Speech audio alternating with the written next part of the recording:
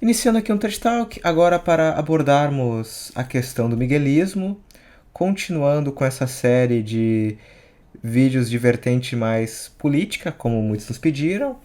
E para isso temos o convidado recorrente André Messias e o Eduardo Cruz, do Partido dos Cristeiros, que já pode se apresentar, por favor. Boa noite a todos, salve Maria Imaculada e viva Cristo Rei. É um prazer estar aqui novamente com vocês para tocar nesse tema que nos diz respeito diretamente, como católicos e brasileiros que somos, ao miguelismo. Está na hora de descortinar esse assunto que aqui não tem recebido a devida atenção, embora esteja muito associado às revoluções que afetaram o Brasil, Portugal, no século XIX, na primeira metade do século XIX. Então, o primeiro passo para falar do miguelismo e de Dom Miguel é situar historicamente, politicamente, a situação do Portugal no início do século XIX. Vamos nos situar. Portugal, no início do século XIX, estou me referindo à conjuntura pós-1815, o que estava acontecendo aqui no Brasil, no continente europeu. As guerras napoleônicas terminaram. Napoleão foi mandado para o exílio. As antigas dinastias que haviam sido depostas por Napoleão estavam voltando ao poder, retomando seus tronos. E qual era a situação de Portugal e Espanha? Portugal e Espanha haviam sido campo de uma guerra conhecida como Guerra Peninsular. Porque a Península Ibérica foi invadida pelas tropas do Napoleão em 1807, 1808, dada a recusa do Reino de Portugal em aderir ao bloqueio continental decretado por Napoleão.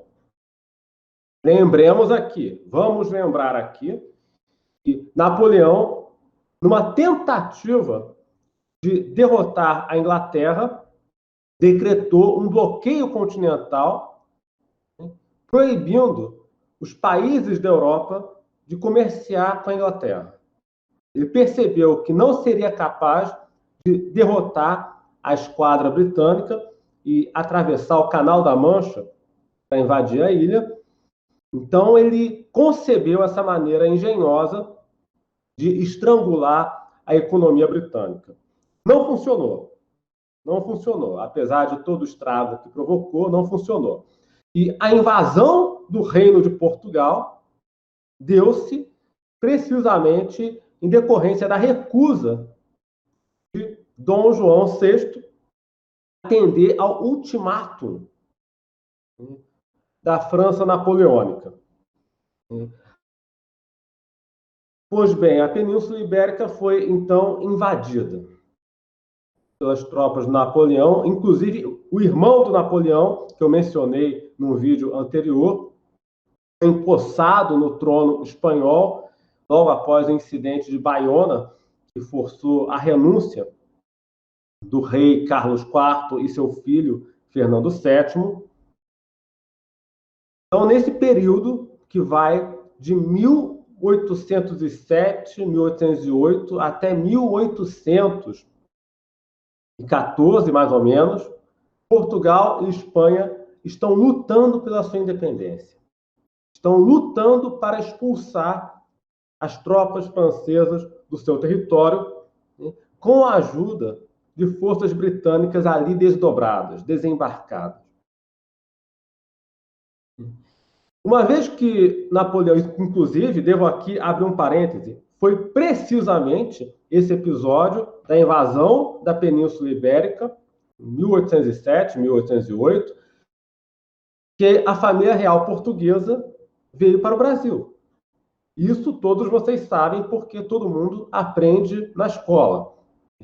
D. João VI reuniu toda a corte embarcou numa esquadra e trouxe a sede do Império para o Rio de Janeiro, deixando Portugal aos cuidados de um conselho de notáveis. Então ele estava aqui durante as guerras napoleônicas, né, dirigindo o esforço de guerra a partir daqui do Brasil. E terminadas as guerras napoleônicas, enfim, Portugal estava numa situação bastante difícil, não só pela devastação provocada pela guerra, mas, sobretudo, porque a Revolução Francesa terminou de abrir a caixa de Pandora das ideias liberais. Notem que eu disse terminou de abrir, porque ela já estava começando a ser aberta no século anterior, quando a maçonaria se infiltrou em Portugal. 1727, 1735. Parece-me importante frisar que a maçonaria se infiltrou em Portugal vindo da Inglaterra. A partir da Inglaterra. Tanto é que a primeira loja maçônica em solo português tinha o nome, o apelido de Loja dos Hereges Mercantes, uma vez que foi fundada, organizada por comerciantes britânicos instalados em Portugal, à sombra das relações comerciais muito próximas que o país tinha com a Inglaterra na época, e em decorrência do Tratado de Methuen, que eu não vou citar agora. Então, eu faço questão de frisar que a Revolução Francesa e as guerras napoleônicas não foram exatamente as responsáveis diretas pela introdução da maçonaria e do liberalismo na Península Ibérica. Elas terminaram de abrir a caixa de Pandora. Se nós quisermos rastrear o DNA da infiltração maçônica que se processou na Península, nós teremos que voltar ao século XVIII, quando elementos procedentes da Inglaterra se instalaram em Portugal e também na Espanha. A primeira loja na Espanha, se não me engano, se instalou em 1738, aí, e também pela mão de um oficial britânico, cujo túmulo Francisco Franco mandou levar para outro lugar, inclusive, muito mais tarde. Em Portugal, a mesma coisa. Então, esses homens começam a organizar lojas maçônicas em Portugal, no século XVIII, driblando, na medida do possível, a vigilância da Santa Inquisição. Aos poucos foram aliciando membros da corte, elementos de elevada extração social, porque é nesse tipo de homem que a maçonaria põe a sua alça de mira. Ela quer recrutar pessoas influentes, pessoas com acesso ao governo, pessoas com acesso à informação privilegiada, conselheiros do rei. Esse é o tipo de elemento no qual a maçonaria colocava a sua alça de mira para fins de recrutamento no século XVIII. E para isso contava com régio financiamento da coroa inglesa. Lembremos aqui que a maçonaria se constituiu formalmente na Inglaterra, em Londres, com a sua grande loja-mãe, com o apoio e a participação do rei Guilherme III da Inglaterra.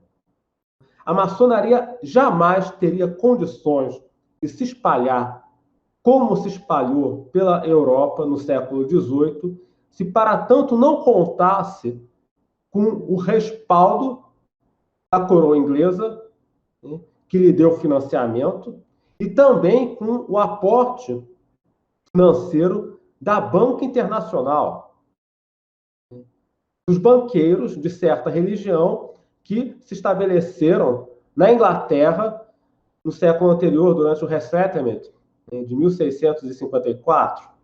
Então, para fazer as coisas, precisa de dinheiro. E a maçonaria contou com essas verbas, tanto de origem pública, estatal, como privada, para jogar seus tentáculos em direção ao continente no século XVIII.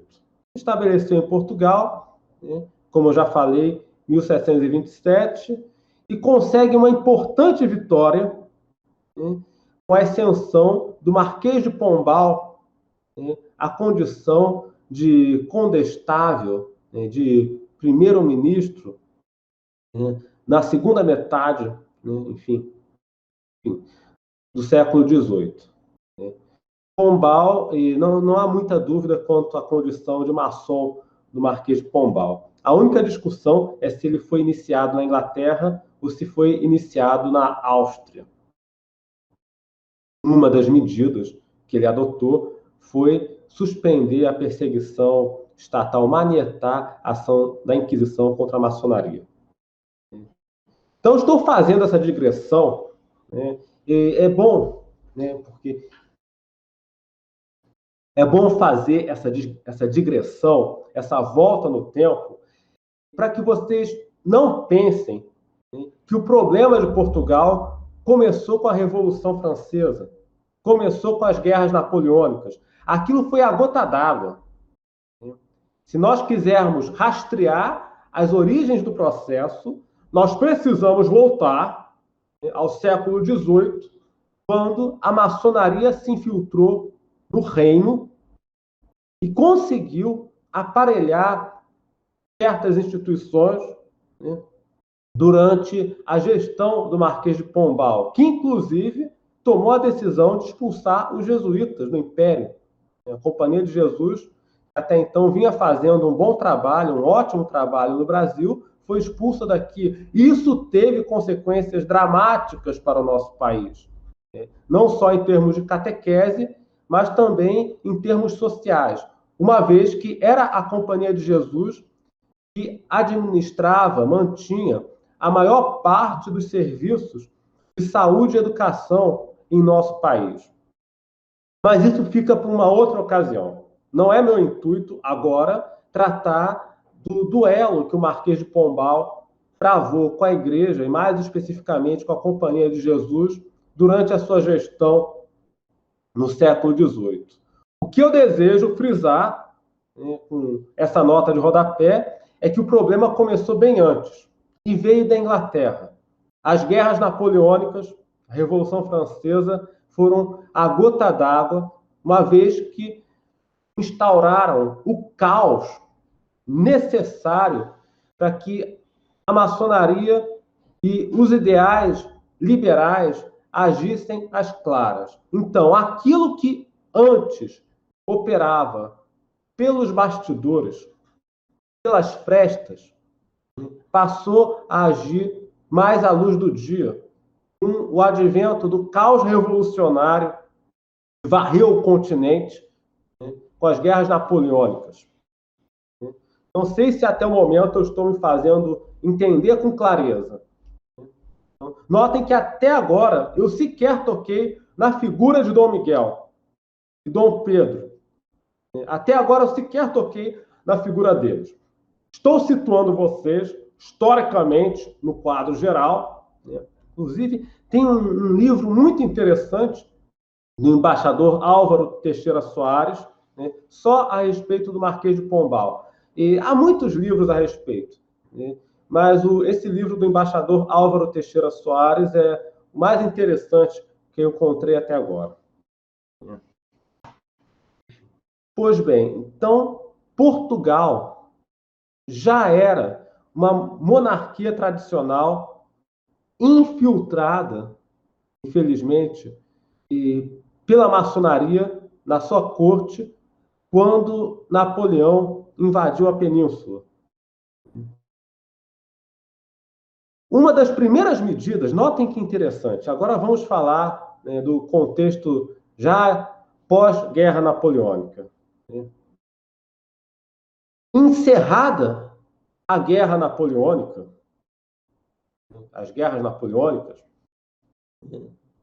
Dom João VI volta para Portugal, reassume, enfim, reassume, reassume não, ele nunca deixou de ser o rei. O que ele fez foi levar novamente a sede do Império para Lisboa. Ou seja, antes da capital, durante a guerra, a capital estava aqui, no Rio de Janeiro. Terminada a guerra, a capital voltou para Lisboa. Então, isso, e devo dizer a vocês que esse tipo de providência não é algo incomum na história, não, viu?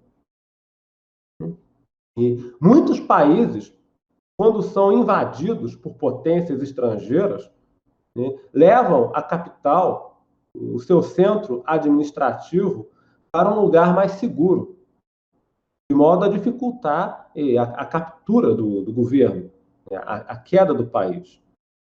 A União Soviética fez isso durante a Segunda Guerra Mundial, outros países fizeram. Então, esse negócio de levar a capital para outro lugar durante um conflito armado não é providência inédita ou descabida. Aconteceu antes e aconteceu depois. Você leva a corte para outro lugar.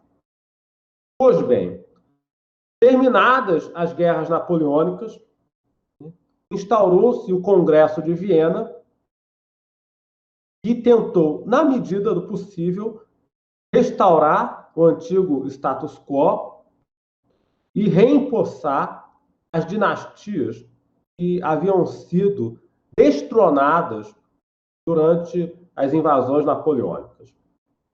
Desta forma, Dom João VI voltou para Portugal e, percebendo a situação de caos e instabilidade que ali reinava, tomou uma decisão muito interessante que teria poupado Portugal de muita coisa se tivesse sido adotada antes. Ele baixou um alvará proibindo as sociedades secretas. Leia-se, a maçonaria. Esse alvará, datado, salvo engano meu, de março de 1818, não lembro exatamente o dia, mas é um alvará de março de 1818, proibiu a maçonaria em todo o Império, em todo o território metropolitano de Portugal e seus territórios de ultramar. Todavia, era um pouco tarde para fazer isso. Já era um pouco tarde para fazer isso. Até porque Portugal sofria, naquela época, de uma tutela econômica e militar muito forte da Inglaterra. Esse é o problema de uma nação católica tradicional forjar uma aliança muito próxima com uma nação estranha à sua formação, que era o caso da Inglaterra, um país protestante, berço da maçonaria e do liberalismo. Então, essa proteção e essa ajuda que a coroa britânica dava a Portugal tinha como preço, como contrapartida, um processo de envenenamento de longo prazo. Tanto é que havia um corpo expedicionário britânico aquartelado em Portugal quando Dom João VI retornou ao país. O país estava numa situação meio de tutela. Eu poderia, inclusive, falar longamente nessa questão da dependência, de vulnerabilidade em que a nação lusa se encontrava, mas não é o momento de fazê-lo. Pois bem, Dom João VI voltou para Lisboa, proibiu a maçonaria e buscou, na medida do possível, na medida em que a situação permitia, restabelecer o antigo regime. Essa tentativa durou pouco, né? Teve curta duração, foi efêmera, porque logo depois, em 1820, eclodiu uma revolução liberal, que colocou Dom João VI contra a parede, né, forçando a aceitar a introdução de uma monarquia constitucional no país. Então, notem vocês, observem vocês.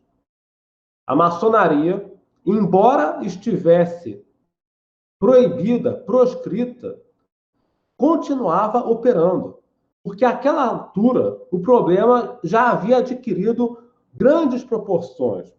Então, esse decreto que Dom João VI achou em 1818 teve pouca efetividade.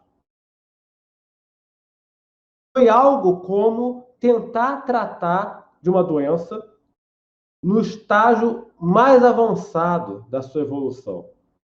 O câncer é algo que você precisa reprimir, tratar no começo. Depois que ele avançou, se espalhou, enfim, é muito mais difícil. Ainda mais na situação de Portugal, né, que estava praticamente sob tutela econômica e militar da Inglaterra, a maior interessada em introduzir o liberalismo no reino. Percebem vocês a incongruência que é, no longo prazo, defender a monarquia católica tradicional e, ao mesmo tempo, aceitar, né, ou até advogar algum tipo de aliança estratégica, econômica, militar com uma potência anglo-protestante? Não funciona. Isso não funciona historicamente. Você está colocando o país na dependência de uma potência estrangeira que, no longo prazo, está interessada em desmantelar a sua monarquia tradicional e introduzir, né, o liberalismo no reino. É, Eduardo, Pois não? Fique à vontade. Eduardo, uma coisa sobre a figura de Dom João VI. A gente vê que hoje em dia muitos historiadores tratam ele como sendo um covarde, outros já querem tratá-lo como sendo um herói. Qual a sua percepção sobre a figura de Dom João VI? Era um católico ou tinha seus problemas? Dom João VI, com as limitações de que parecia, era um católico, né? Era um adepto da monarquia tradicional. A grande tragédia de Dom João VI era a situação que o cercava. A meu juízo, o desempenho dele pode ser considerado muito bom, considerando que ele assumiu o trono numa situação em que Portugal estava fragilizado por todos os lados, né? Então, nós temos que lembrar das circunstâncias, né? Enfim, vamos lembrar aqui das circunstâncias, né? Uma coisa é você gerenciar, né, as relações Portugal-Inglaterra no final do século XVI, por exemplo, né, com Dom Sebastião. Naquela época, não era tão grande a discrepância de forças econômicas e militares entre as duas nações. E a situação do reino era muito mais estável. Tanto é que Dom Sebastião desafiou a coroa inglesa durante o seu reinado e confiscou propriedades dos ingleses, colocou a península toda em armas contra Elizabeth, rainha da Inglaterra, recém-convertida ao protestantismo, né? E o governo britânico recuou, assinou um acordo, né, do qual posso falar mais tarde. Outra coisa é você gerenciar, tentar salvar o que é possível de uma nação que está sendo invadida por Napoleão, de um lado, né, com o exército avançando pela península, Você levou a sua corte para o Rio de Janeiro, então você, uma situação completamente nova. Então, Dom João VI teve um desempenho, a meu juízo, muito bom para a situação que ele se encontrava. Enfim, o que acontece é que o Dom Miguel ele foi, a meu juízo, muito mais heróico, porque ele tentou desafiar, de fato, aquele status estabelecido. Mas Dom João VI foi um estrategista. Ele edificou as instituições do Estado brasileiro. Não podemos nos esquecer disso.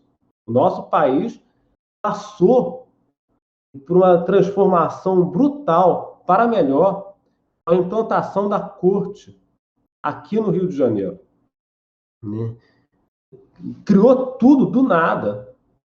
Era extremamente afeiçoado ao Brasil. Criou universidades, criou o Banco do Brasil, enfim, instituiu casas de saúde. Ele se encarregou, de fato, do desenvolvimento dessa nação. O problema é que o Dom João VI estava numa situação muito frágil do ponto de vista internacional. Um país arrasado pela guerra, que havia acabado de se libertar de uma ocupação estrangeira, no caso do exército francês, e se encontrava muito sujeito à dependência econômica e militar em relação à Inglaterra. Então, a decisão de baixar esse decreto em 1818, proibindo a maçonaria, foi um gesto de coragem, sem dúvida. O problema, o grande nó da questão, eram as condições que ele tinha para fazer isso. A decisão não se sustentou por muito tempo. Não se sustentou, tanto é que em 1820 eclode uma revolução liberal que coloca o rei contra a parede. Sobreveio, então, a primeira Constituição de Portugal em 1822. Em 1822 veio a nossa primeira Constituição. A primeira Constituição de Portugal, perdão. Enfim, notem que o que estava acontecendo aqui no Brasil, ao mesmo tempo, era a independência.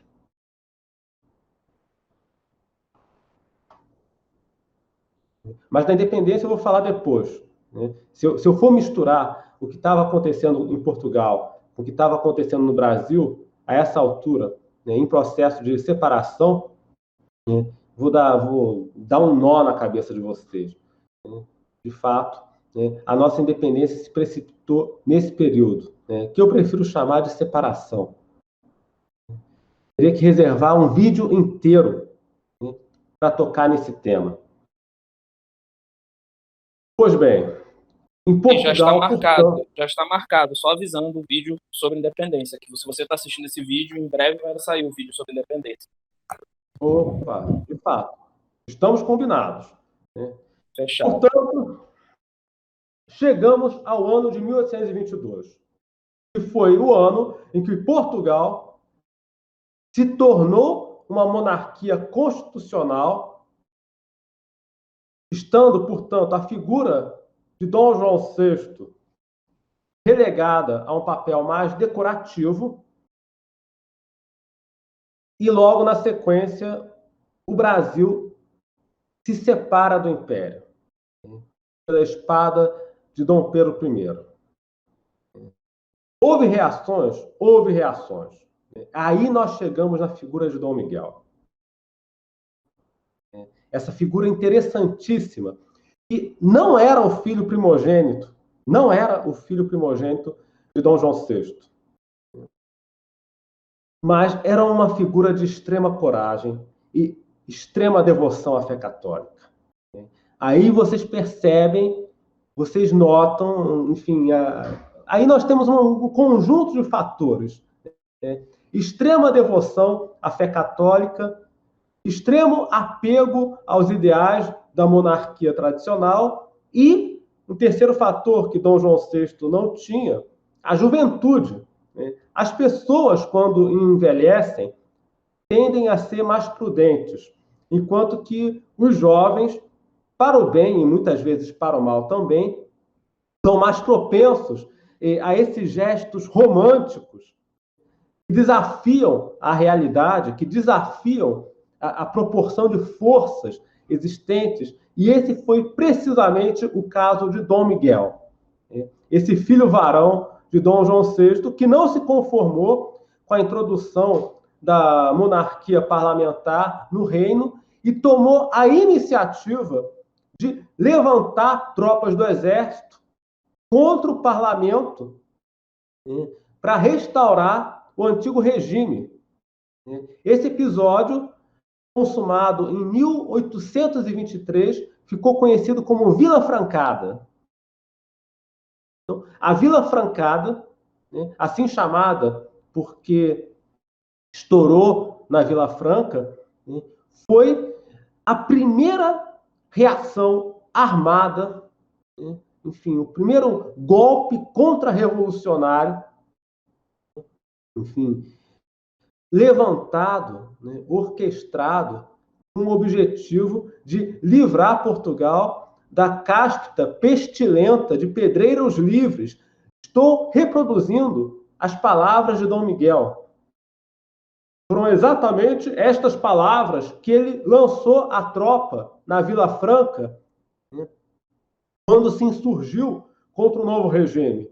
Vamos livrar Portugal dessa cáspita pestilenta de pedreiros livres. Uma alusão óbvia à maçonaria, que, enfim, com a Revolução de 1820, voltava a agir às claras com a cobertura de tropas inglesas aquarteladas no país. Então, essa reação, essa quartelada, Dom Miguel, eu não tenho problema com a palavra golpe de Estado. Isso daí é um prurido legalista, introduzido pelo liberalismo.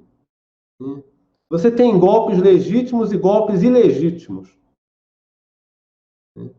Então, não vejo problema. Ora, destronou o quê? Destronou só a anarquia. Então, fez muito bem.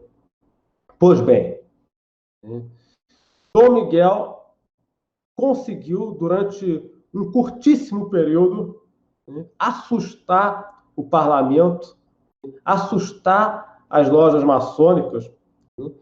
Todavia, Dom João VI, pressionado pela embaixada britânica, e tomou a decisão de destituir Dom Miguel do comando do exército e mandá-lo para o exílio.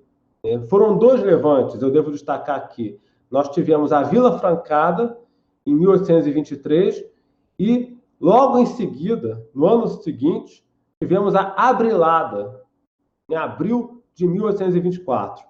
Então, nesses dois levantes armados, Dom Miguel liderou com o objetivo de restaurar a monarquia tradicional, banir a maçonaria de Portugal. Esses levantes tiveram curtíssimo sucesso, efêmero, mas foi suficiente para assustar. Tanto é que, sob pressão da embaixada britânica e de outros diplomatas acreditados junto à corte, Dom João VI tomou a decisão de mandar seu filho para o exílio. Então, Dom Miguel foi mandado para a Áustria, para Viena. Vejam vocês o medo que esse jovem já metia nos bodes de avental. Quero aqui abrir um parêntese. Antes de prosseguir falando de Dom Miguel e da situação de Portugal. Eu vejo alguns católicos e movimentos católicos empenhados no ideal, no propósito, aqui no Brasil, de instituir a monarquia tradicional. Considero até louvável esse objetivo.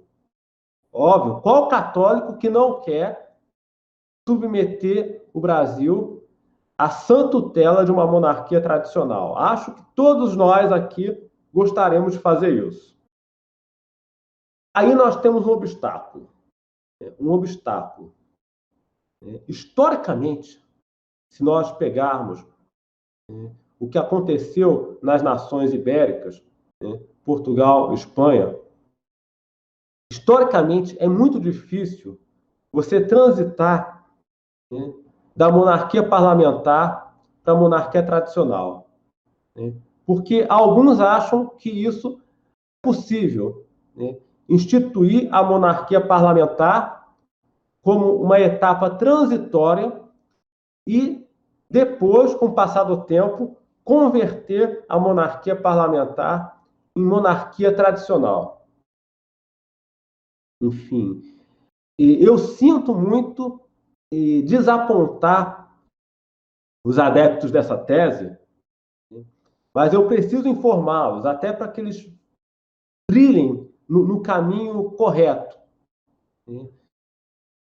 Nas nações ibéricas, se nós pegarmos os últimos 200 anos, Portugal e Espanha, houve pouquíssimas ocasiões em que se transitou da monarquia parlamentar para a monarquia tradicional.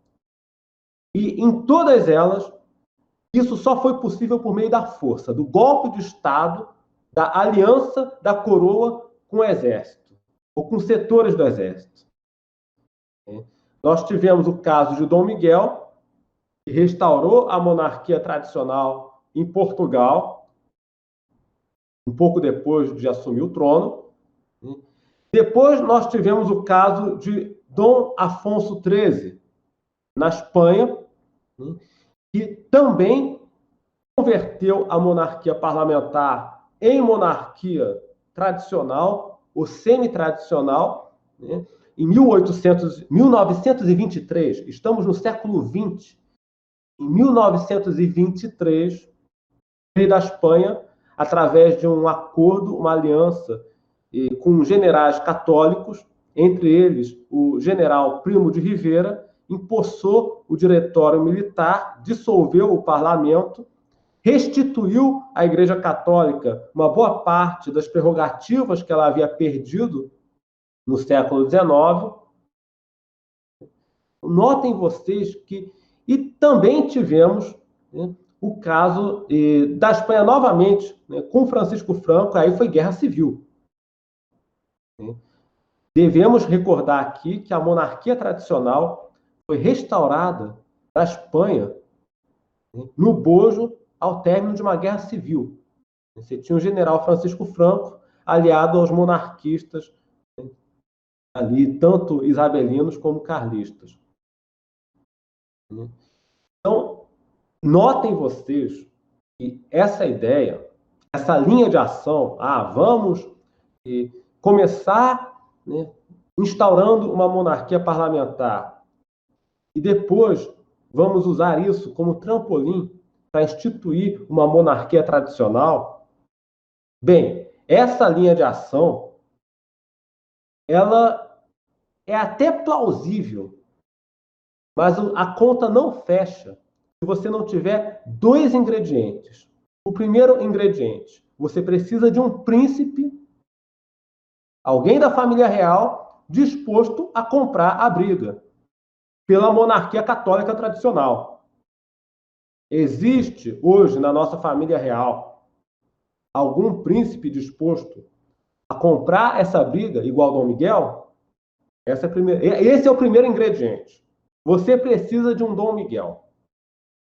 Você precisa de um príncipe sinceramente comprometido com a instauração do Estado católico. O segundo ingrediente é ter apoio de militares. Você precisa trazer generais para o seu lado. Como aconteceu no caso de Dom Miguel, como aconteceu depois na Espanha, durante o reinado de Afonso XIII, que empossou o Diretório Militar em 1923. Então, tem esses dois ingredientes aí. Você precisa de um príncipe realmente católico e você precisa fazer um trabalho de longo prazo de infiltração. Não gosto da palavra, vamos falar infiltração, de cooptação, de diálogo com os militares, com líderes militares. Se não, sabe o que acontece? A maçonaria trabalha, os protestantes trabalham, enfim, os partidos trabalham, e nós não conversamos com os generais, com os coronéis, com os sargentos, nós vamos ter que falar com as Forças Armadas a respeito de fé, conversão e, consequentemente, a respeito de política. Então, essa é a dica que eu dou para essa garotada que considera viável, factível, usar uma eventual futura monarquia parlamentar como etapa intermediária, como trampolim para uma futura monarquia tradicional. Está faltando ingredientes nesse bolo aí. Tem dois ingredientes faltando nesse bolo aí. Precisa de um príncipe católico e precisamos, enfim, de militares, né, generais, enfim, dispostos a demolir as instituições liberais. Então, esse é o grande parêntese que eu tinha para fazer antes de prosseguir. Esse é o primeiro grande parêntese. E, dito isso, vamos retomar a nossa linha de exposição histórica, enfim, a respeito de Dom Miguel. Onde é que nós paramos? Nós paramos no ano de 1824, quando Dom Miguel foi mandado para o exílio, foi enviado para a Áustria, uma vez que ele havia liderado duas quarteladas, duas insurreições armadas, a Vila Francada e a Abrilada, no intuito de dissolver o parlamento e restaurar o antigo regime. E nisso ele contava com muito apoio, isso é muito importante. É outro ingrediente muito importante. Ele tinha apoio, apoio popular, ele tinha apoio militar, você tinha generais muito descontentes com a situação do país, com a tutela inglesa, etc. Isso é muito importante.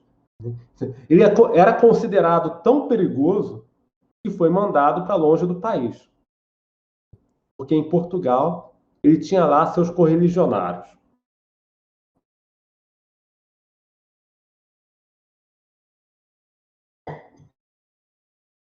Sobreveio, inclusive, a promulgação de uma nova Constituição em 1826, né? Enfim, e foi também nesse ano que Dom João VI morreu. Em 1826. Eu não vou entrar agora aqui na questão da morte do Dom João VI. Existem algumas evidências, né, de que talvez ele tenha sido envenenado pela sua esposa, Dona Carlota Joaquina. Fizeram uma exumação do corpo dele há alguns anos e acharam uma grande quantidade de arsênico. Muito arsênico. Enfim, nos seus restos mortais. Enfim, mas isso fica para uma outra ocasião. O fato que ele faleceu e com a morte de Dom João VI, abriu-se a questão sucessória. Quem vai ser o rei de Portugal? Não estava claro. Enfim, por quê? Pelas normas do reino, enfim, perderia direito ao trono o príncipe português que se tornasse soberano de um Estado estrangeiro. E este era o caso, precisamente, esse era o caso preciso do nosso imperador Dom Pedro I. E embora Dom Pedro I fosse o primogênito, o filho mais velho de Dom João VI, ele havia perdido o trono a partir do momento em que se tornou imperador do Brasil. A partir do momento em que ele assumiu a coroa de outro estado. Então, a norma era muito clara. A norma era muito clara. Dom Pedro não tinha direito ao trono. E aí se tinha um impasse, né? Bem, então o direito ao trono vai migrar para quem? Vai migrar para a filha dele, para a Dona Maria da Glória, ou vai migrar para o irmão dele, mais novo, que é Dom Miguel? Surgiu aí um impasse. Né? Um impasse, enfim, e obviamente os mais tradicionais eram propensos a aceitar a posse de Dom Miguel, os mais liberais preferiam ver a filha do Dom Pedro ascender ao trono. E ainda havia um problema. Supondo que a Dona Maria da Glória tivesse algum direito ao trono, ela ainda não tinha idade suficiente para assumir. E aí, como é que faz? Bem, aí o jeito é entregar o trono para Dom Miguel. Uma vez que a dona vai deixar uma moça, uma garota, assumir o trono, não tem como. Então vamos fazer o seguinte, vamos fazer um acordo aqui. Já que a gente não confia no Dom Miguel, nós não confiamos nele, os liberais não confiam nele, pelo seu histórico tradicionalista. Vamos convocá-lo, vamos convidá-lo a assumir o trono como regente, impondo como condição que ele se case com a sua sobrinha, Dona Maria da Glória, e preste um juramento, assumindo o compromisso de obedecer à Constituição. Então, num primeiro momento, Dom Miguel aceitou estas condições para poder voltar a Portugal e assumir o trono como regente em nome da sua sobrinha, agora noiva. Então, ele prestou um juramento, um compromisso ali. Inclusive, os caras tinham tanto medo de Dom Miguel, pediram para ele prestar esse juramento ainda no exílio, na Áustria. Ou seja, só volte para Portugal depois que tiver assumido o compromisso de respeitar esse pedaço de papel escrito pelos bodes. Então, ele prestou o juramento e voltou a assumir o trono em 1826, a princípio como monarca constitucional. Eu devo aqui fazer um acréscimo, puxar uma nota, porque isso abriu uma discussão que se arrasta até hoje, a questão da legitimidade de Dom Miguel. A legitimidade de Dom Miguel. Dizer, ele prestou juramento e depois quebrou. Olha, eu não diria que ele prestou juramento e depois quebrou, porque no ato, quem se der o trabalho de ler o juramento que Dom Miguel prestou em 1826, verá que ele o fez acrescentando uma ressalva. Assumo esse compromisso com a reserva de todos os meus direitos. E leia todos os meus direitos. Bem, a tradição tem primazia sobre a lei positiva. Então, ele não renunciou aos direitos que lhe cabiam como monarca tradicional. Fez uma restrição mental ali. Voltou para Portugal, assumiu o trono, ao lado da sua noiva e sobrinha, Dona Maria da Glória. Enfim, durante um tempo, fingiu que aceitou aquela situação. Depois, uma vez reunido apoio do exército, do clero, ele se engajou na restauração da monarquia tradicional. Como ele fez isso? Em primeiro lugar, ele mandou escoltar para fora do país o exército britânico, a tropa inglesa, que se encontrava aquartelada em Portugal para garantir a vigência do regime liberal. Disse, vocês não são mais necessários aqui, vossa presença não convém mais a Portugal. Então, essa tropa foi escoltada para o porto e repatriada. Bem, agora que o exército britânico saiu de Portugal, eu posso agir com mais segurança.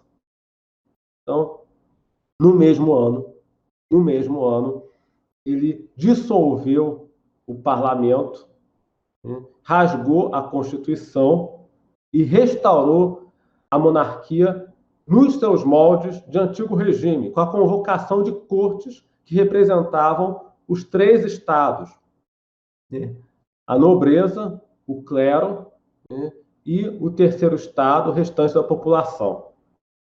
Nesse ano de 1828, Dom Miguel restaurou o antigo regime em Portugal. E, obviamente, deu caça implacável à maçonaria. Para isso, ele contava com um corpo de colaboradores muito qualificado, como o padre Agostinho de Macedo, um clérigo, incrível. Assim, vou aqui abrir um parêntese.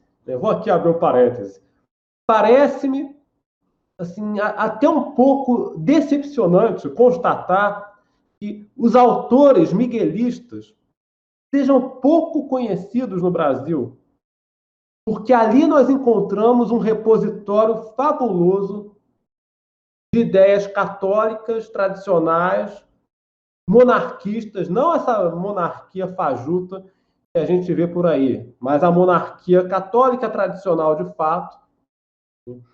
Você tem autores, por exemplo, como José Acurso das Neves, um grande conselheiro de Dom Miguel. Você tem a figura do padre Agostinho de Macedo. Enfim, você tem a figura do Antônio Ribeiro Saraiva. Enfim, você tem a figura do Coelho Gouveia, que escreveu um livro magnífico a respeito da preferência que a monarquia católica tradicional merece, frente a outras formas de governo. Depois eu posso, enfim, você tem livros sobre a aparição de Nosso Senhor Jesus Cristo na Batalha de Ouriques, escrito também por um miguelista para responder às teses do historiador Alexandre Herculano. Então, você tem uma quantidade imensa e uma literatura fascinante que os autores miguelistas produziram no século XIX e no século XX, e eu pretendo disponibilizar essas obras, enfim, para que elas se popularizem. Já tenho feito isso e farei mais ainda. Estou aos poucos engajado nessa tarefa. São autores que merecem um exame detido. Para quem é católico, não, perdão, eu posso fazer uma pequena intervenção? Sim, fica à vontade. Então, aqui o Luciano, né? Eu entrei meio que de paraquedas aqui na chamada. Eu gostaria de fazer um comentário a respeito, na verdade, um acréscimo, né? Sobre, talvez, eu não sei se algum ouvinte entendeu, né? Que quando você referiu aos pedreiros livres, né? Que é uma referência, né? Uma tradução, na verdade, do francês, do nome da franco-maçonaria, não é verdade? Exatamente. Muita gente pergunta assim, né? Por que eles são chamados assim? Quem lê o livro A Conjuração Anticristã, do Monsenhor de Lacy, ele disse o seguinte, que eles se chamam assim porque a pretensão deles é derrubar toda a estrutura da Igreja Católica e construir e reconstruir um templo maçônico no lugar dela, a partir dos seus escombros. É por isso que eles são chamados dessa maneira, de franco-maçons, ou de pedreiros livres, né? Que seja. Ou seja, então, podemos dizer que é uma organização do demônio mesmo. Exatamente, muito bem lembrado. As pessoas não sabem, né, por quê. Enfim, que eles gostam, alguns inclusive gostam de assumir esse título para dizer que estão construindo alguma coisa, só não explica direito o que eles querem construir e o que precisam destruir, para botar a obra deles no lugar. A sinagoga de Satanás, com certeza. A sinagoga de Satanás. Enfim. Então, fez muito bem Dom Miguel desfechar as lojas, né? Nisso ele contava com o apoio. O padre Agostinho de Macedo produziu assim, muita coisa em termos de política e literatura. Muito importante frisar, por exemplo, que o padre Agostinho de Macedo escreveu uma epopeia chamada O Oriente, né, que pretendia rivalizar com os Lusíadas de Camões. Né. Ele escreveu peças, né, e escreveu verdadeiros tratados de geopolítica. Enfim, o padre Agostinho de Macedo, eu quero, inclusive, né, citar aqui um parecer que ele dirigiu a Dom João VI em 1808, né, a respeito da situação do reino, né, durante as guerras napoleônicas. Um verdadeiro, enfim, um verdadeiro tratado, né, enfim, que previa muito bem o que aconteceu, o que poderia acontecer com Portugal depois da guerra. Era um homem de grande clarividência. Ele mete tanto medo que até hoje a imprensa portuguesa fala mal do padre. O homem morreu há quase 200 anos, mas as pessoas têm medo dele ainda. Pois bem, né, Dom Miguel contava, portanto, com a colaboração de um quadro muito capaz e muito devoto à fé católica. Esse outro autor que eu acabei de citar, José Acurso das Neves, inclusive disponibilizei um livro dele na página Guerra Cultural. Ele era assim, os que tinham uma percepção mais clara do desafio que se impunha a Portugal para sustentar a monarquia tradicional no longo prazo. Ele escreveu um primeiro livro, nessa época mesmo, da Restauração, uma obra intitulada Carta de um Português aos seus concidadãos a respeito de objetos de interesse geral. E nessa obra, o título é esse, se eu não me engano, ele historiou todo o processo de infiltração do liberalismo e da maçonaria em Portugal, desde a Inglaterra, entrando no reino. É uma defesa muito apaixonada, ele fez uma defesa muito apaixonada, enfim, do antigo regime, da cooperação entre o Estado e a Igreja, das prerrogativas do trono. É uma obra que todo católico deve ler. E, talvez o mais criativo, o mais interessante, logo na sequência, se não me engano, foram 2 volumes, 1814 e 1817. Ele publicou também um livro intitulado Variedades sobre Manufaturas, Comércio e Arte. Objetos gerais, né, de manufaturas, comércio e artes. Do que ele fala nesse livro? Ele falava de economia, principalmente. José Acurso das Neves percebeu que, se Portugal quisesse manter e sustentar o Estado católico, deveria se industrializar. Deveria reduzir, né, ao mínimo o seu grau de dependência externa, principalmente em relação à Inglaterra. Ele via a influência inglesa como particularmente nefasta, tanto do ponto de vista político, religioso, como do ponto de vista econômico, que mantinha Portugal numa situação muito vulnerável. E nos 2 volumes dessa obra, ele trata de política industrial, política fiscal, comércio exterior, política monetária, creditícia. Ele era um grande economista, estava muito bem informado sobre o que acontecia no exterior, política tecnológica e patentes ele trata nesse livro, ele estava muito bem inteirado do que se passava no restante da Europa e tinha uma verdadeira obsessão pela independência econômica de Portugal. Até porque, durante alguns anos, ele havia servido na Real Junta de Comércio do Reino, onde havia tratado diretamente de temas afetos a essa área. Então, ele tinha familiaridade profissional com esse assunto.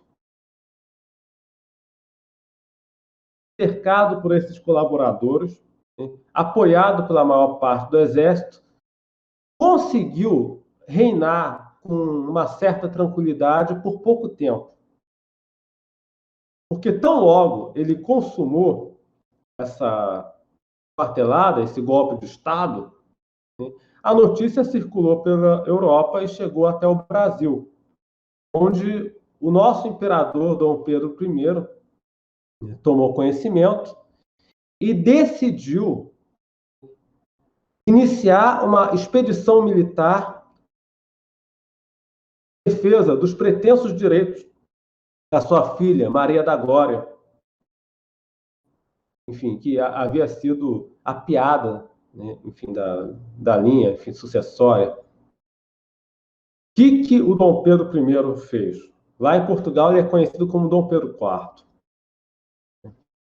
Dom Pedro I saiu do Brasil, abandonou o trono brasileiro, deixou o seu filho, futuro Dom Pedro II, aos cuidados, né, de um conselho de notáveis aqui, sim, dirigiu-se à Inglaterra, armou um exército, enfim, que instaurou-se a princípio na Ilha Terceira. Então, a primeira posição a ser tomada por essa horda de mercenários, né, e pedreiros livres foi a Ilha Terceira. Nessa empreitada, ele contou com a ajuda de um general britânico chamado Charles Napier, que inclusive escreveu um livro a respeito da sua experiência, né, na Guerra Civil.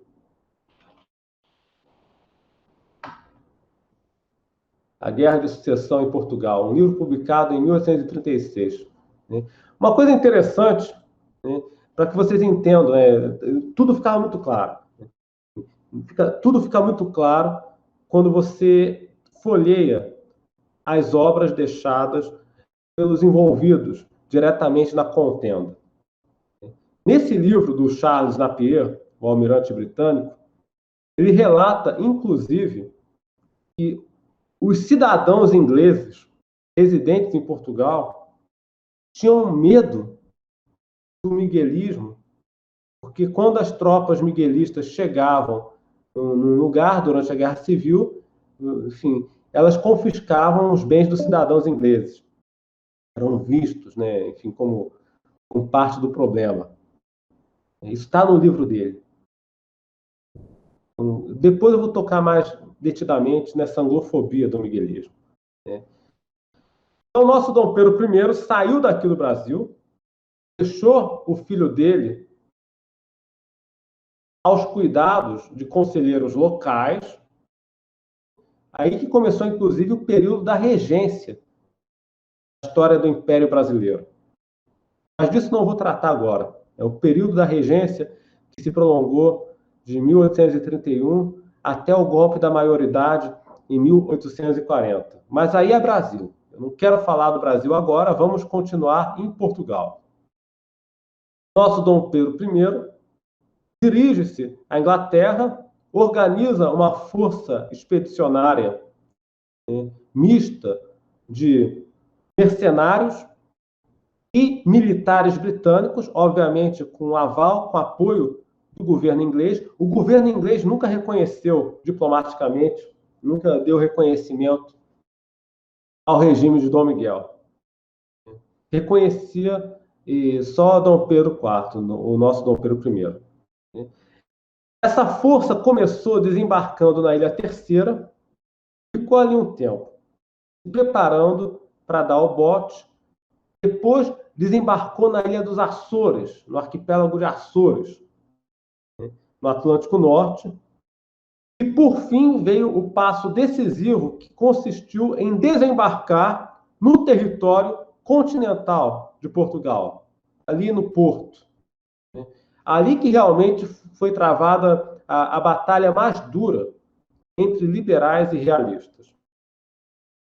A Guerra Civil, a partir daí, né, portanto, a partir de 1832, mais ou menos, a Guerra Civil vai consumir totalmente as energias de Dom Miguel. Porque quando um país é invadido por uma força estrangeira, você não tem como cuidar de outros assuntos, né, com a devida prioridade, né, desenvolvimento, educação, enfim. Aí a coisa complica.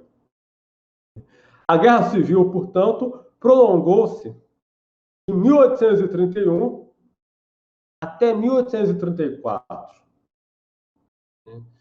quando desembarcou mais um contingente britânico no território português para socorrer as tropas liberais e desequilibrar o jogo em favor de Dom Pedro e sua filha.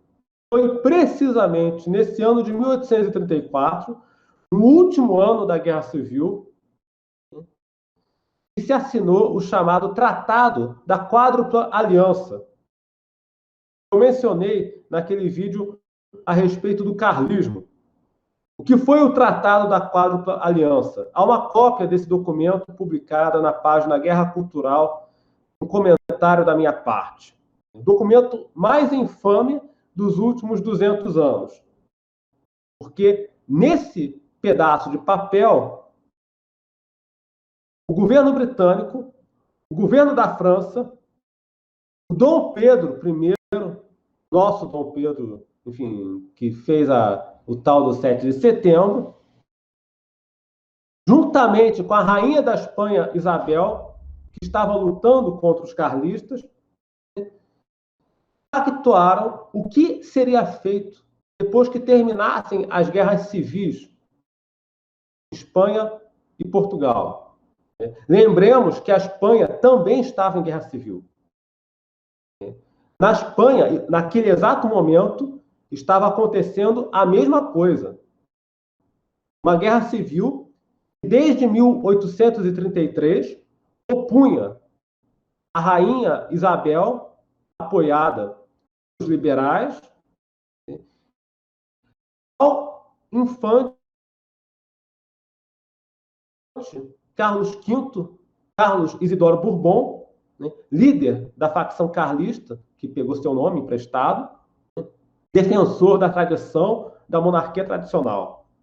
Então, notem que as guerras civis em Portugal e Espanha aconteceram praticamente ao mesmo tempo e opuseram, assim, facções similares dos dois lados. Em Portugal, quem liderava os tradicionalistas era Dom Miguel, empossado no trono. Na Espanha, quem comandava a facção tradicionalista era Dom Carlos Isidoro Bourbon, que pretendia assumir o trono com o título de Carlos V, e encontrava-se, inclusive, refugiado junto a Dom Miguel. É por isso que o carlismo e o miguelismo são movimentos tão afins, tão próximos, são quase como gêmeos siameses. Usando uma analogia aqui, eles nascem juntos, o carlismo e o miguelismo nascem juntos da luta dos católicos portugueses e espanhóis contra a maçonaria, contra o liberalismo, contra a influência britânica, contra a influência da judiaria internacional. É disso que se trata. Dom Carlos V estava, portanto, refugiado junto aos tradicionalistas portugueses, em decorrência dessa cooperação que havia entre carlistas e miguelistas. O Dom Pedro I juntou-se ao governo britânico, à monarquia liberal da Espanha e ao governo da França para desequilibrar o jogo né, em favor da maçonaria. Pois bem, nesse documento, a respeito do qual eu já teci um comentário, eu vou tecer novamente, né, e ficou ajustado que, terminada a Guerra Civil em Portugal, Dom Miguel seria mandado para o exílio e receberia uma pensão compatível com a sua graduação e nascimento, com uma espécie de prêmio de consolação. Ó, nós vamos destronar Dom Miguel, vamos colocar Dom Pedro IV e sua filha no trono. Dom Miguel vai para o exílio e vai viver com a pensão do governo português até o fim dos seus dias. O mesmo vai ser feito com o pretendente carlista da Espanha. Ele vai ser mandado para fora do país, enfim, vai receber lá uma pensão, enfim, e fica por aí, né? A Inglaterra assumiu nesse mesmo documento o compromisso de enviar suas forças navais e terrestres para socorrer Dom Pedro IV em Portugal, né, e a Isabel na Espanha. Isso foi feito, né, essa intervenção foi levada adiante. E assim termina a Guerra Civil em Portugal, em 1834.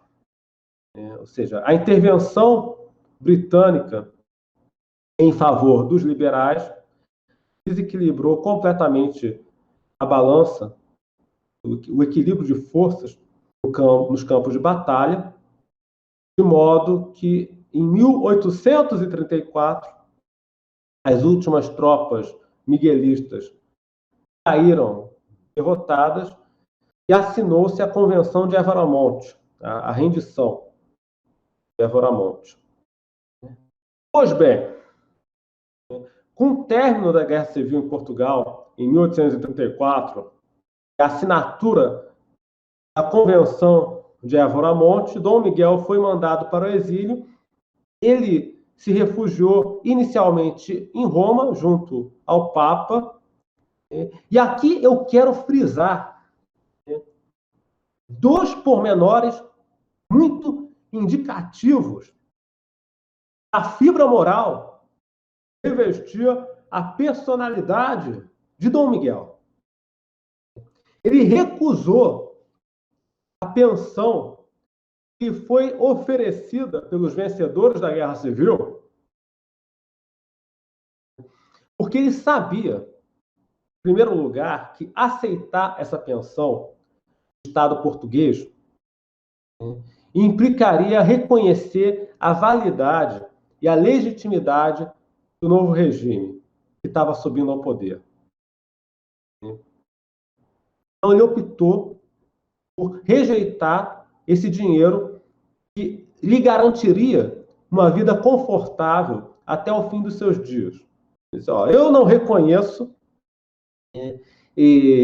essa camarilha que ascendeu ao poder me destronando. Enfim, esse regime é ilegítimo, portanto, não vou aceitar esse dinheiro. Foi isso que deu legitimidade para o miguelismo nas décadas seguintes. Ele não aceitou. Ele foi derrotado, mas ele não aceitou o novo status quo. Em segundo lugar, o que é mais impressionante, ele ofereceu o seu patrimônio pessoal para ajudar na reconstrução de Portugal depois da Guerra Civil. Até o Dom Pedro IV ficou impressionado, chegou a dizer, nossa, isso daí é bem a cara do Mano Miguel. Ele não tinha um tostão no bolso.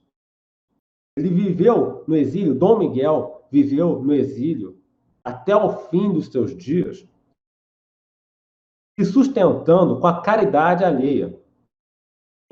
Havia em Portugal uma comissão, uma organização de voluntários chamada Comissão de Alimentação. Era uma organização que coletava doações de partidários de Dom Miguel em Portugal para juntar dinheiro e sustentá-lo no exílio. E eles conseguiam muito dinheiro. O miguelismo tinha muita popularidade. A população, de um modo geral, respaldava Dom Miguel. Isso é muito interessante. Esse é um dado. Tem um livro aqui, inclusive, que me chegou pelos Correios recentemente, livro de uma professora. Eu vou pegar aqui só um instante.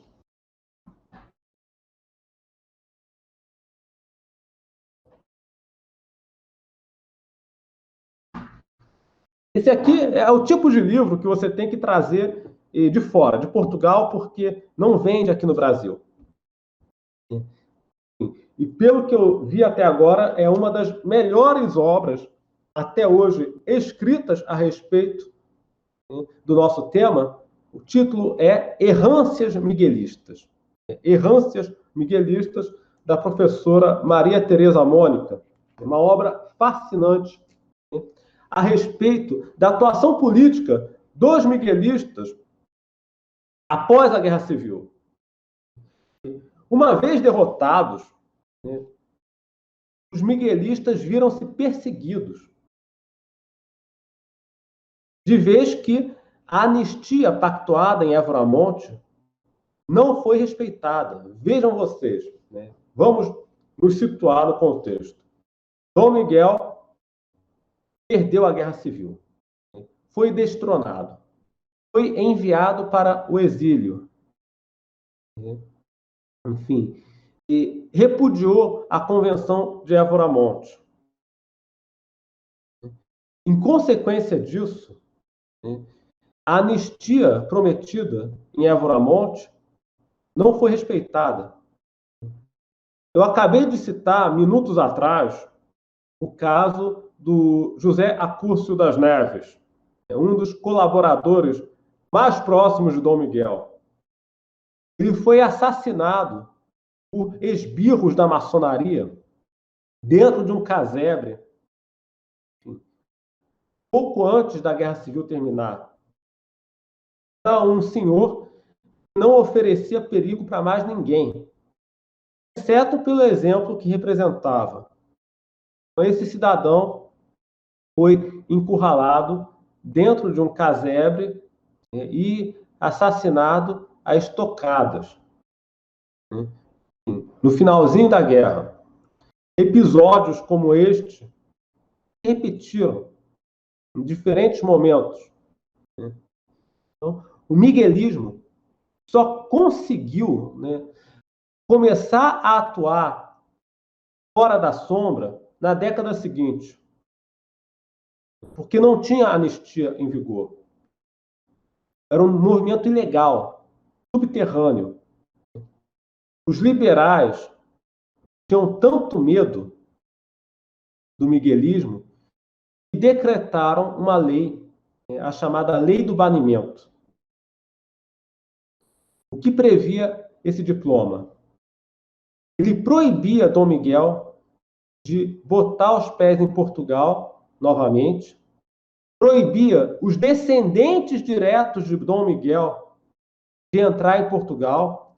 Então, não só o rei deposto, como também os seus descendentes ficavam proibidos de pisar em solo lusitano. E nessa mesma lei estipulou-se que o ramo miguelino ficava para sempre excluído da linha sucessória. Ou seja, doravante, nem Dom Miguel, nem nenhum dos seus descendentes diretos poderá reclamar o trono para si, se eventualmente no futuro surgir uma questão sucessória, surgir algum impasse sucessório. Então, as pessoas tinham muito medo, os liberais tinham muito medo do miguelismo ressurgir. E esse apoio popular era tão grande, enfim, a vitória do liberalismo em Portugal era tão frágil que nos anos seguintes eclodiram pelo menos 2 movimentos guerrilheiros, 2 insurreições armadas para restaurar a monarquia tradicional. A primeira delas foi a chamada Guerrilha do Remexido, que estourou, salvo engano meu, 1836, 38. Enfim, acabou não dando em nada. Mas foi um levante armado tipicamente popular em defesa dos direitos de Dom Miguel, que àquela altura já estava no exílio em Roma. Só abrindo um parêntese aqui, Dom Miguel se exilou em Roma, depois na Alemanha. Mais tarde, anos mais tarde, ocorreu outro levante armado no norte de Portugal, enfim, conhecido como Revolta da Maria da Fonte, ou Revolta do Minho, Revolução do Minho, de 1846-47. O líder dessa revolta, do Minho, foi um padre chamado Casimiro Vieira, que publicou um livro que todo católico deve ler, chamado Apontamentos sobre a Revolução do Minho em 1846. Guardem, Casimiro José Vieira. É possível encontrar esse livro digitalizado por aí. A obra é importante, a meu juízo, não só porque são 400 e poucas páginas, mas eu considero essa obra importante no seu conjunto, não só porque historia o levante armado miguelista que aconteceu em 1846, mas, sobretudo, porque em dada altura do livro, o padre Vieira assinala, expõe, desnuda quem está por trás do liberalismo, inimigo mortal da Igreja Católica e da soberania nacional. Eu não vou dizer aqui, porque podem derrubar o canal, o que está escrito nesse livro a respeito da seita que deu origem à maçonaria, os elementos constitutivos da direção da Banca Internacional. Está lá, eu estou dando a dica para vocês. Então, mas se vocês lerem esse livro com atenção, vocês vão perceber que o padre deu nome aos bois e disse com todas as letras qual é a seita que deu origem à maçonaria e ao liberalismo. Não é Tá lá. interessante. Eu acredito. Perdão, pode falar, André. Não, só queria dizer que não é interessante que Nosso Senhor, nas Escrituras, quando ele vai chamar os fariseus, ele chama os fariseus de pedreiros, citando o Salmo. A pedra que vós, os pedreiros, rejeitaram se tornou a pedra angular. Então, é interessante que o termo pedreiros é empregado para os fariseus. Só jogando isso aqui no Tá cortando. Não, o André ele disse que da referência, né, de que os fariseus seriam os pedreiros que rejeitaram a pedra angular. Então, é uma interessante referência à maçonaria também, né? Bem profética. Eu gostaria de acrescentar também que acredito que deve corresponder ao conteúdo do livro que eu mencionei aqui, né, do Monsenhor Henri de Lassou, né? Exatamente. Exatamente. É um livro que, inclusive, eu recomendo a todos os católicos lerem, né? Claro que não fala do tema que estamos tratando aqui, mas é um excelente complemento. Um excelente complemento. O Monsenhor Lassou, ele fala mais do contexto francês. Mas como a França naquela época era o país mais influente do mundo, então, obviamente, vai influenciar o que aconteceu em Portugal também. Precisamente. Os livros do Delacy são fundamentais. Tanto esse que você citou, como o outro, que ainda não foi traduzido no Brasil, chamado O Americanismo e a Conjuração Anticristã. Esse daí a gente encontra em francês e italiano. Eu sempre erro a pronúncia do francês, mas enfim. Eu também não sei pronunciar direito. né? Eu sei como escreve, mas como pronuncia, eu não sei. Mas, de fato, o conteúdo da obra do Monsenhor de Lacy, que você citou, converge ipsis literis, praticamente, com a tese sustentada pelo padre Casimiro Vieira nesse livro que eu acabei de citar, porque uma coisa é a maçonaria. Quem que financiou, né, e engendrou a maçonaria? Está lá. Vocês vão encontrar no livro do padre Casimiro Vieira, um dos grandes próceres do miguelismo.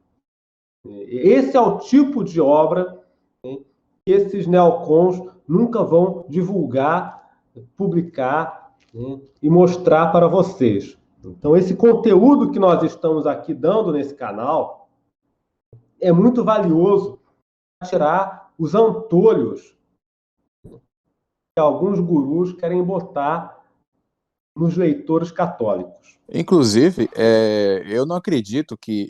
Perdão, a palavra. Eu não duvido, não me surpreenderia se um dia viesse a saber, por exemplo, que eles também estejam alinhados, né? Os neocons. E essa gente que está por trás, né? Tanto na maçonaria como aquilo que está por cima da maçonaria ainda. Né? Que, como vocês disseram, não podemos citá-los porque sob a pena de perder o canal. Sim, sem dúvida. Aqui, graças a Deus, aqui todo mundo é católico raiz, todo mundo é católico bem formado. Então, para bom entendedor, meia palavra basta. Muito obrigado pela parte, enfim, pela observação, pelo lembrete a respeito do Monsenhor de Lacy, né? Prosseguindo aqui, eu quero concluir, porque eu já estou falando demais, né? Enfim, eu me perco, às vezes, né? Enfim. A Guerra Civil terminou, o miguelismo, a princípio, operou na clandestinidade em Portugal, porque a monarquia parlamentar foi restaurada. A monarquia parlamentar voltou. E tal como aconteceu na Espanha, os gabinetes liberais, né, que assumiram o comando do governo a partir de 1834, se encarregaram de basicamente duas coisas. Em primeiro lugar, se encarregaram de expoliar a Igreja Católica, né? Suprimir ordens religiosas, confiscar bens da Igreja, tal como se fez na Espanha, após o término da Guerra Carlista. Então, essa foi a primeira tarefa na qual essa gente se empenhou. A segunda tarefa, que eles também cumpriram muito bem, azar de Portugal, foi terminar de vender o país para o ouro inglês, com a assinatura do Tratado Comercial Luso-Britânico de 1842. Inclusive, os miguelistas fizeram uma campanha cerrada contra esse tratado, né? Então, o Partido Miguelista, certa vez, chegou a ser descrito, né, por um jornal de Londres como a força política mais anti-britânica de Portugal. E era mesmo. E era mesmo. Depois, com o passar do tempo, veio a anistia e os miguelistas puderam se constituir na forma de partido mesmo, né? Fundaram os seus jornais, né? Enfim, e começaram a atuar politicamente. Enfim, com bancada no parlamento. Né? Aí eu quero abrir mais um parêntese. Alguns tradicionalistas podem achar que nós, católicos, não devemos lançar candidatos, porque isso seria uma forma de legitimar a democracia liberal, de legitimar esse sistema em que nós vivemos. Esse raciocínio carece de consistência estratégica. Espanha e Portugal foi a mesma coisa. Em Espanha e Portugal, No primeiro momento, inicialmente, os miguelistas e os carlistas se recusaram a participar do sistema eleitoral porque isso aí é uma farsa, nós não vamos tomar parte nesse teatro aí. Depois, eles raciocinam melhor, eles pensaram, não, vamos, se queremos influenciar o cenário político nacional e se queremos defender os direitos da Igreja Católica, precisamos lançar candidatos. Enfim, nem sempre a gente escolhe o terreno em que vamos travar a nossa batalha. A democracia liberal é um terreno desfavorável, sem dúvida, né? Para um católico tradicional, o sistema democrático liberal é um terreno muito desfavorável. Mas é aquela história, numa guerra você não escolhe o terreno, meu amigo. Você luta com as armas que tem e depois, quando a situação estiver madura, você introduz uma mudança de regime. Aí sim você introduz uma mudança. Assim foi feito em Portugal, assim foi feito na Espanha. Então, a partir de um determinado... Devemos observar também o lado espiritual da coisa, porque esse terreno que nós estamos é o terreno que Deus permitiu dentro de sua divina providência. Então, não podemos, por assim dizer, querer corrigir Deus reclamando do que ele permitiu. Claro, poderia ser melhor, evidentemente, mas para nós, mas como temos que passar pela porta estreita, né, devemos aceitar o que Deus providenciou para nós. Exatamente. Inteiramente de acordo. Enfim, nós não podemos, né, é o nosso fardo, né? Enfim, é a nossa aprovação, né? E nós temos que aceitá-la e enfrentá-la. Isso que os carlistas e miguelistas começaram a fazer a partir de um determinado momento, e aí começou a funcionar. Por exemplo, na Espanha, no final do século XIX, surgiu e consolidou-se uma bancada carlista expressiva no parlamento. Em Portugal, nem tanto, mas suficiente para incomodar. Quando é que o miguelismo voltou a ser, né, só para encerrar aqui, quando é que o miguelismo voltou a ser uma força politicamente influente no governo? Notem vocês, influente na sociedade portuguesa, o miguelismo sempre foi. Agora, influência no governo, isso foi um pouco mais raro. Voltou a acontecer durante o governo do Salazar, quando o doutor Antônio de Oliveira Salazar, aliado a setores do Exército, né, tomou o poder, né, enfim, primeiro ele assumiu como ministro das Finanças, né, depois, né, presidente do Conselho do Governo e figurou como homem forte do regime até o 1968. Então, estamos já no século XX. Né? Saímos do século XIX, né? Entramos no século XX. Nesse meio tempo, Portugal deixou de ser uma monarquia parlamentar e se tornou república de fato. Interessante notar isso. Interessante notar isso. E serve de lição também. Isso daí serve de lição, né, para os monarquistas e monarcas em gerais. Porque muitos monarcas, muitas dinastias, acham que vale a pena se acomodar, fazer um acordo com a maçonaria, uma conciliação com o mundo moderno, para preservar a coroa em cima da cabeça. Ora, isso daí, no longo prazo, não se sustenta, meu amigo. Porque não tem acordo possível entre a tradição e a revolução. Em Portugal, foi exatamente isso que aconteceu. Num dado momento, quando não era mais necessário, a maçonaria descartou aquela monarquia, já tudo infiltrada. Veio o Ultimato Britânico de 1890, que foi uma das maiores patifarias que a Inglaterra cometeu contra Portugal, tomando um pedaço do seu império colonial na África. Então, esse vexame internacional que a Inglaterra impôs a Portugal em 1890 precipitou a monarquia numa crise sem precedentes. Já era uma monarquia frágil, por que parlamentar? E com o advento do ultimato de 1890, a situação do país ficou ainda mais crítica. Aquele episódio desnudou a fragilidade de Portugal.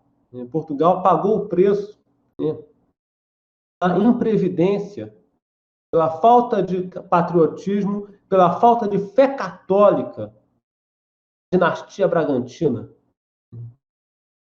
E o preço, no longo prazo, foi a queda da monarquia. Tanto é que 20 anos depois veio a República. O ultimato britânico aconteceu em 1890. 20 anos depois veio a proclamação da República, e aí a coisa ficou mais feia ainda.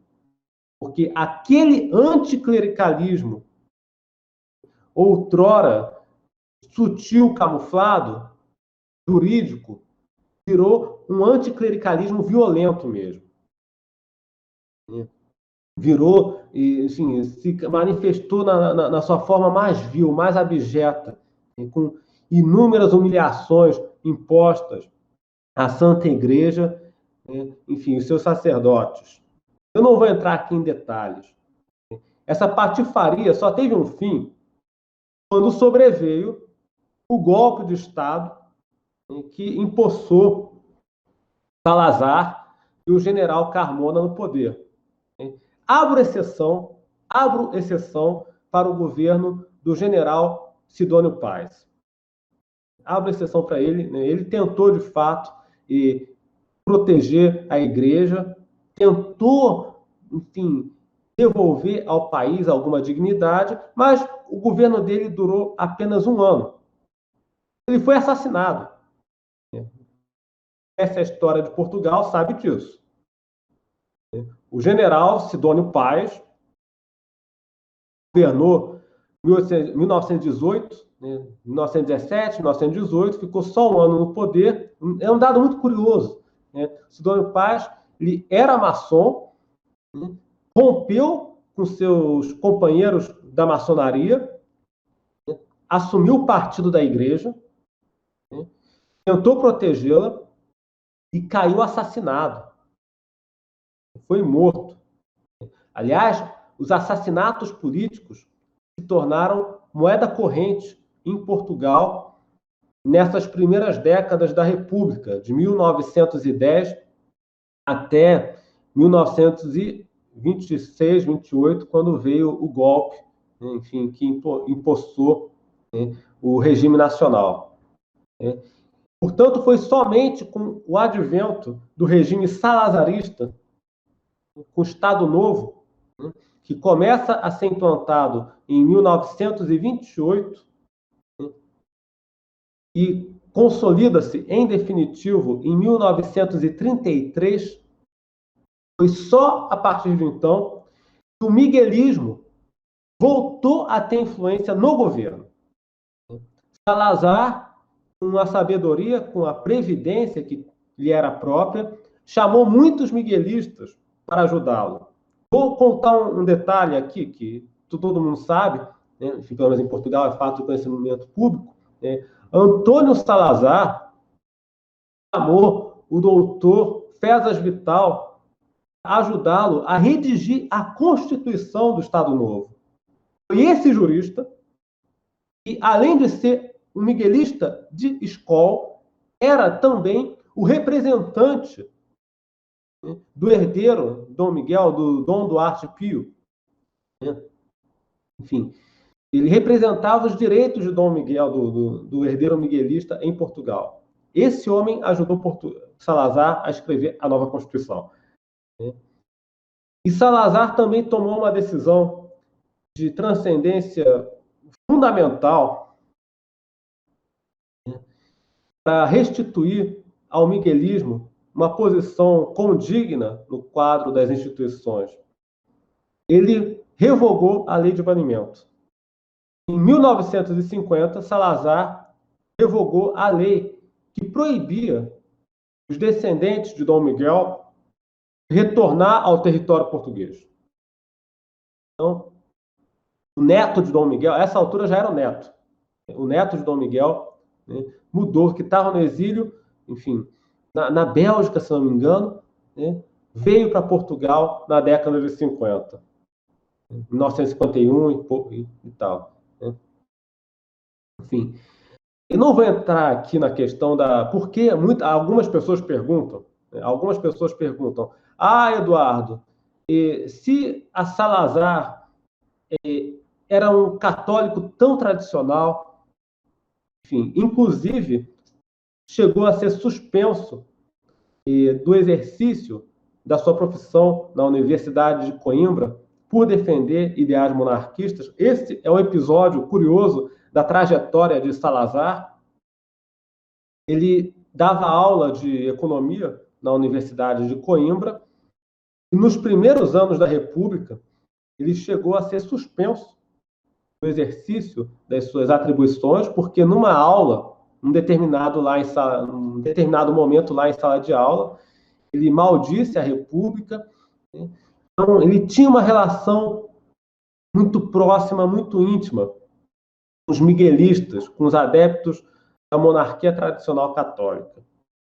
E algumas pessoas me perguntam, às vezes, por que ele não restaurou a monarquia em Portugal? Tem um livro a respeito disso, chamado Salazar e os Monárquicos, que trata bem dessa discussão, uma discussão que foi travada em Portugal no início dos anos 50. Um dos obstáculos, dos maiores problemas ali, era a controvérsia dinástica. Porque uma vez que se restaurasse a monarquia, fatalmente surgiria a controvérsia. Bem, o trono vai para quem? Vai para o candidato miguelista ou vai para o candidato bragantino? E, aparentemente, o Salazar não estava muito afim de queimar munição nessa discussão, nessa briga que surgiria. Mas a conversa, bem, é um outro tema, enfim, que deixaria para depois. Né? Eu diria, portanto, só para encerrar essa exposição, que a trajetória de Dom Miguel encontra um fim muito digno no governo de Salazar, porque em 1966, em novembro de 1966, exatamente 100 anos após a morte de Dom Miguel, o Dr. Antônio Salazar assinou um decreto determinando o repatriamento dos seus restos mortais, que jaziam na Alemanha, para que ele fosse enterrado em Portugal como rei legítimo e repousasse pela eternidade no Panteão dos Bragança, em Lisboa. Portanto, é lá que Dom Miguel está desde 1967. Os funerais de rei legítimo, aos quais ele tinha direito e que lhe foram negados por um século, aconteceram em 1967 sob os olhos de Salazar e do cardeal Cerejeira. Eu acho que eu já falei bastante a respeito. Eu poderia falar muito do aspecto programático do miguelismo, enfim, o aspecto econômico, o programa econômico do miguelismo, né, que tem sua expressão principalmente nos livros de José Acúcio das Neves, né, nos livros de José da Gama Castro, né, um livro chamado O Novo Príncipe, o Espírito dos Governos Monárquicos. Tem uma série de obras, né, enfim, a respeito do brigadeiro Jorge Eugênio de Lócio. Esse brigadeiro escreveu uma série de artigos, depois condensados na forma de livro, a respeito do comércio exterior de Portugal, a necessidade de reconstruir a capacidade industrial do país, né, as relações entre a igreja e o governo. Né, enfim, é uma proposta muito interessante, né, E muito interessante notar que na crise diplomática deflagrada pelo Ultimato de 1890, né, enfim, os miguelistas, nessa ocasião, foram o único grupo que se manifestou de maneira estridente em defesa das prerrogativas da Igreja. Porque, na sequência do Ultimato de 1890, assinou-se um acordo entre Portugal e Inglaterra que autorizava missionários protestantes a atuar nas colônias portuguesas. E isso deixou o Partido Miguelista furibundo por boas razões, porque no imaginário miguelista, a missão de Portugal no ultramar estava intimamente associada à expansão e defesa da fé católica. A vocação de Portugal para a nação fidelíssima de cruzados e missionários. E o Partido Legitimista foi o único, em 1890, durante a crise do Ultimato, que comprou a briga das prerrogativas da Igreja. Acho que eu já falei bastante a respeito. Sou extremamente grato ao André, aos demais diretores do canal por essa oportunidade que me foi dada de tocar nesse tema do miguelismo, ao qual pretendo voltar no futuro, se for possível, porque é um tema muito vasto para ser esgotado num vídeo só. E esse é o tipo de movimento que deve servir de farol para os católicos do Brasil. O miguelismo, o carlismo, o legado de Salazar e o legado de Franco, cuja morte completou 45 anos nesse dia 20 de novembro.